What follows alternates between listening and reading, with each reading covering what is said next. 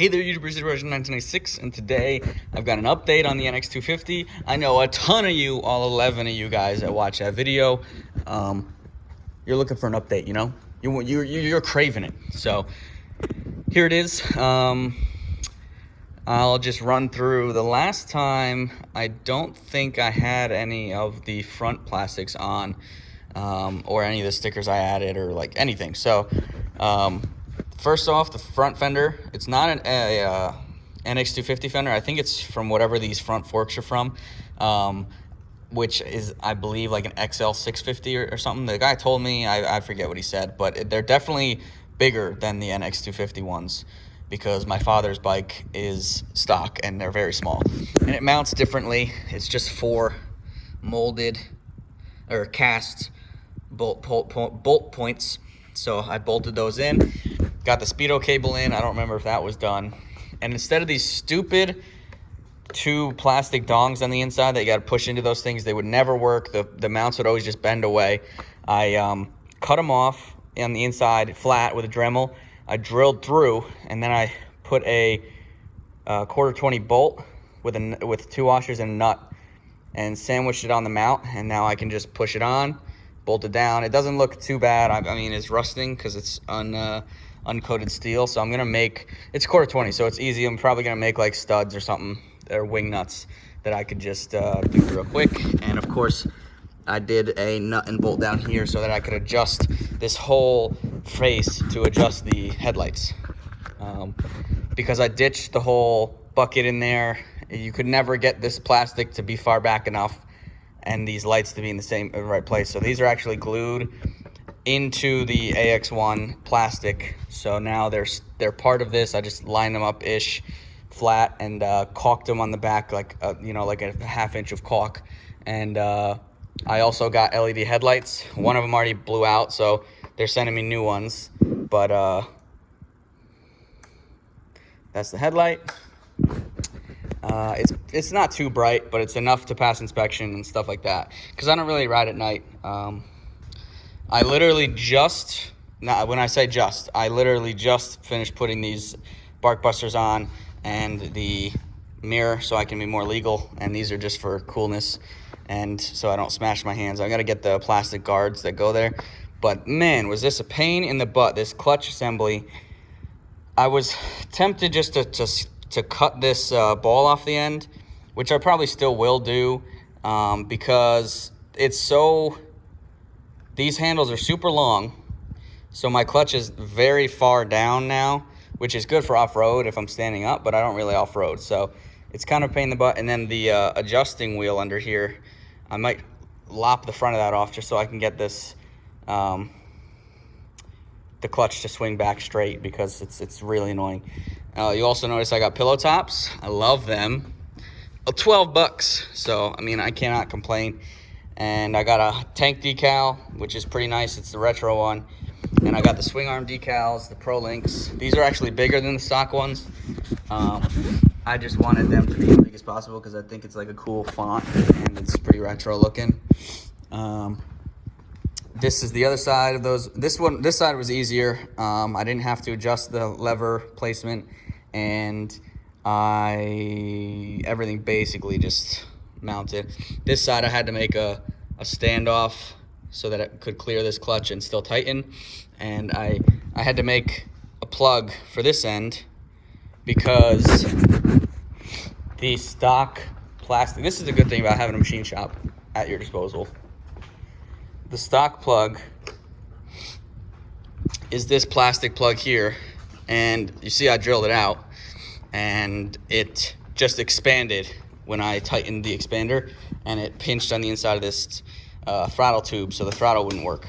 So I machined basically an aluminum version of this, and drilled out the center to be the right size for this locking thing. But I know this is more of a moose handguard video than it is a update video, but I just thought that was really cool. And I don't know if I'm gonna get the plastic parts for them yet, or if I want to run them like this, just as like bars. Next, I think I want to do like a luggage, something on the luggage rack, maybe a box, like a Pelican case on the back, so I can put like a little toolkit. like a T-handle tool and stuff like that. Next, I put the chicken wire back in, so I painted that white. That was black. Also, update on my fan. So this is the radiator fan. As you say, why is it not on the bike? Well, because the insert that goes inside it just ripped out from the inside. This was the last owner did that. I just took this off. So I ordered a new one. It should be here in like a month. I ordered it a month ago, so it says it'll take like 2 months to get here, but it was the cheapest one, and it's brand new OEM Honda. So it was like $15 with $10 shipping, and all the other ones are like 45, 50 bucks. But I can still ride the bike without the fan. I have been riding the bike without the fan. The temp lights only come on once, and that's after I was off-roading, and then I sat at a light at a major like through point to wait for the traffic to stop. And then when that happened, I just hooked a right and floored it, and then the light went off because I got some airflow. But yeah, that's basically all I've done. I fixed the flat. I don't remember if I told you I got a flat. I got a rear flat, put slime in it. I bought a new inner tube, and I'm just gonna wait until I need a new tire, and then I'll take it off, do it the right way, clean the rim up, because the last guy put duct tape instead of a rim strip over the nuts, the spoke nuts. So I got rim strips, and I got the right inner tube. So I'm gonna wait until I actually need rubber, and then I will redo that the right way. I mounted the ignition key, so I made these mounts. Another good thing with a machine shop, I made these mounts out of aluminum, milled these slots so that they were adjustable. I ground this corner off because it's flanged, so it would sit flush, but now it doesn't move, and it's very easy to actuate. I don't know if I showed you the blinkers on here. I had to make these plates. Another good thing about a machine shop. I made these plates here to move them back so that they wouldn't hit the, which I guess now I probably could just move them back here because they might make it, but back when I had it the wrong way, obviously, it wouldn't fit. So yeah, now I have a mirror also. That's a big thing for passing inspection, and just so you can see behind you, you know. I've never had one on this bike, but I got the set for 20 bucks, so I'm just gonna keep it as a spare for this side if I crash the bike or whatever, drop the bike. That's basically, that's all I've done. Let's see.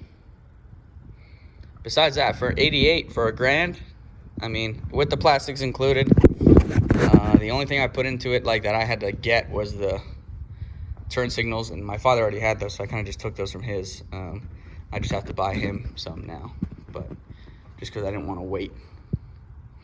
But it's a clean looking bike. I don't know if I'm going to keep the AX1 on here. It's under the clear coat, so I'd have to like either paint over it or wrap them. So sorry. We can do a little start up. It's in gear too, so let me take it out of gear. So all these lights work. That clutch or choke in, give it a couple of wings.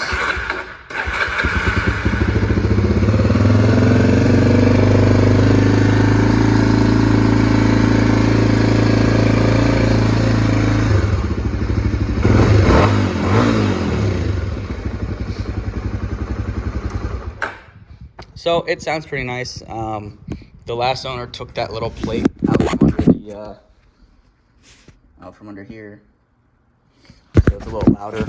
But other than that, I also put the Bandit 600 shock in there, so now the shock's not blown, and that was easy. I just took the ring, the adjuster ring, marked it halfway through the slots. If you guys know what I'm talking about, you'll understand. But a 2000, this is a 2000 Bandit shock, I believe, and I think it's 2000, 2004 you can use the shock, and it fits the bottom. Just I couldn't have designed it better to fit in there. It literally just slides into there, into this link. So this ring up here, you have to slice. That's only half the ring. Those little U's used to be big ovals, and the ring was a full thing that you could use like a spanner for, a spanner wrench. So you have to chop that so it clears the airbox. And then the top side, you have to, I've seen some guy butcher the absolute heck out of one on the internet, but this is my father's old one that I threw in there while I was waiting for mine to show up.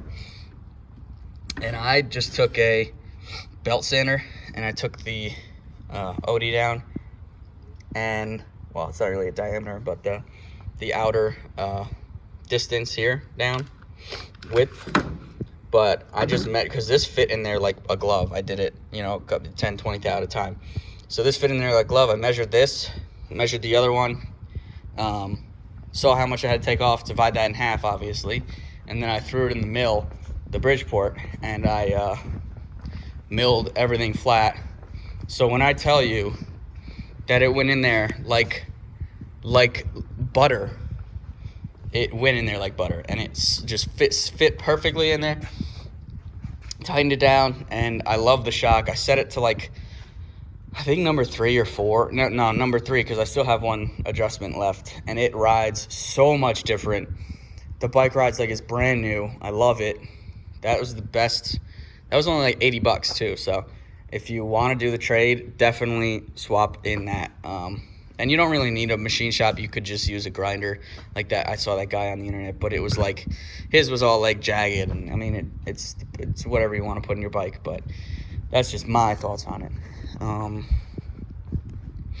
But she's pretty now.